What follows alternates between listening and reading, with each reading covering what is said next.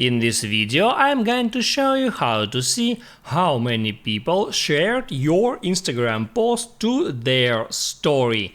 That is quite simple and easy to do, so let's begin.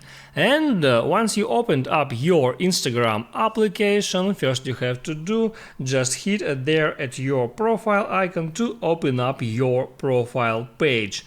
Next, find a post that you want to see statistics for and just hit add that post. And now, to be able to see how many people shared your Instagram post, just hit add that view insights link to bring up that statistics, and story shares would be at that position. First is likes, next is the comments, that is story shares, and the last is bookmarks.